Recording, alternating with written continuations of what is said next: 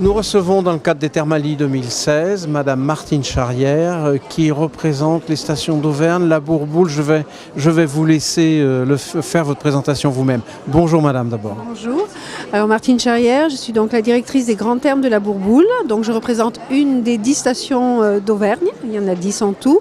La spécificité des grands thermes de la Bourboule, c'est de traiter les voies respiratoires et la dermatologie, ainsi que les affections des muqueuses bucco-linguales. C'est une station qui existe depuis la fin du 19e siècle. On a eu une période traditionnelle avec énormément d'enfants en cure thermale, puisqu'on est vraiment une spécialité et on a un service qui leur est dédié. Voilà. Depuis 2012, nous avons développé davantage toute l'approche dermatologique, puisque nous accueillons beaucoup de personnes en cure post-cancer dermatologie. Et là, nous allons traiter tous les conséquences des opérations, de la chimiothérapie, de la radiothérapie pour améliorer leur confort au niveau de leur peau. Ça veut dire que la Bourboule n'est plus la station de l'atopie? Voilà, pas seulement. Pas seulement. Pas seulement. Voilà, on a une eau on s'est rendu compte dans l'histoire que notre eau avait vraiment des caractéristiques très cicatrisantes et très apaisantes, et on s'est dit qu'il fallait peut-être aussi accueillir des personnes qui souffraient à ce niveau-là. On soigne, bien entendu, on continue toujours à soigner l'eczéma et le psoriasis. Il faut savoir que historiquement, la Bourboule avait créé les douches filiformes. Après, beaucoup d'autres stations de dermatologie ont repris cette technique de nettoyage de la peau qui est faite uniquement par le médecin thermal pour assainir et traiter la peau et retrouver une peau toute douce et toute lisse, donc toujours avec notre eau thermale. Bien que ce soit un autre problème, puisque vous êtes une station spécialisée dans le cutané, vous n'avez pas été tenté de vous élargir vers les brûlés? Alors, on a de temps en temps des personnes effectivement qui ont eu des brûlures, mais on n'a pas cette spécificité des grands brûlés. On n'est pas suffisamment bien équipé pour ça. Nous, on a des personnes qui ont des cicatrices depuis de nombreuses années, donc on les accueille et on traite. On a aussi d'excellents résultats. On traite ces séquelles de brûlure, mais peut-être 2 ou 3 ans après les accidents.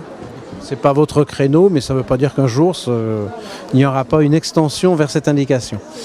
Pour l'instant, on reste donc au grand classique, le respiratoire et le cutané, en gros 80%, 90% d'atopie. Voilà, tout à fait. Est-ce que pour des béotiens dont je fais partie, est-ce qu'on peut préciser un petit peu quels sont les mécanismes d'action de cette eau de la Bourboule? Alors, c'est une eau qui est bicarbonatée, chlorurée, sodique et arsenicale. Donc, elle a des effets apaisants, régénérants, antiradicalaires. Elle va renforcer le système immunitaire. Tout ça à travers différents soins qui sont pratiqués. Alors une cure en voie respiratoire, c'est 6 soins par jour pendant 3 semaines. En dermatologie, c'est 4 soins par jour pendant 3 semaines. Pour renforcer, si vous voulez, toute cette approche de soins, il y a à la Bourboule une école de l'asthme, qui fait partie des ateliers thérapeutiques du patient.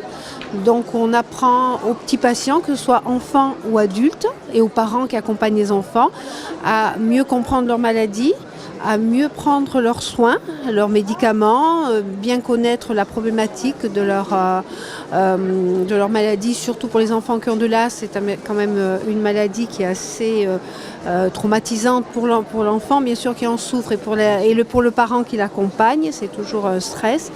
Donc là, on apprend à l'enfant à gérer cette maladie, et surtout, on a mis en place aussi des ateliers de souffle. Ça s'appelle Souffle et Sarbacane, c'est très ludique, et où on apprend à l'enfant à gérer son souffle à travers une animation ludique.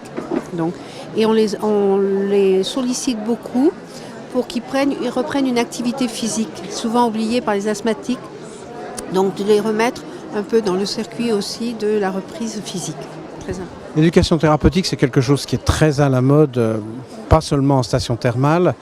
Est-ce qu'on peut dire que dans votre cas, comme dans d'autres d'ailleurs, mais la pratique de l'approche de l'éducation thérapeutique permet de mieux passer les messages parce que les gens sont dans un milieu dédié, hors leur mur à eux, ils sont ensemble? Oui, alors là, tout à fait, on s'est aperçu que des gens malades depuis très longtemps, que ce soit des adultes ou des enfants, il y a des fois une méconnaissance de la maladie. Là, on leur explique bien comment bien prendre leurs médicaments, parce que souvent les gens ont des médicaments, mais ils les prennent très mal. Ils disent tiens, le médicament ne fonctionne pas, alors qu'en fait, parce qu'il est mal pris. Souvent, les médecins en cabinet n'ont pas toujours le temps d'expliquer vraiment. Ou ils ont expliqué, mais le patient est un peu stressé, donc il ne pense pas. Là, on va vraiment le coucouner, c'est le mot, et bien lui expliquer la prise de médicaments et le mieux-être qu'il peut en retirer. En plus de la cure thermale, bien entendu. Ça n'exclut pas. Heureusement. Est-ce que je peux, pour terminer, vous demander le mot de la fin? Est-ce que vous avez un message pour le futur à passer? Alors pour le futur à passer, la Bourboule, donc, qui est une station thermale depuis de nombreuses années, a été désignée comme station pilote d'Auvergne pour développer tout ce qui va être la santé. Donc ça va être une station dédiée à la santé et on a le projet d'un nouvel établissement, toujours au sein de notre établissement qui est très beau par ailleurs, esthétiquement parlant. Voilà. Et il va être réaménagé et on va amener beaucoup d'innovations sur les soins thermaux. Donc ça, c'est un très, très bel avenir pour nous et on est très contents d'être station de pleine santé dans l'avenir. On incite les gens qui nous écoutent à ne pas attendre la fin des travaux quand même.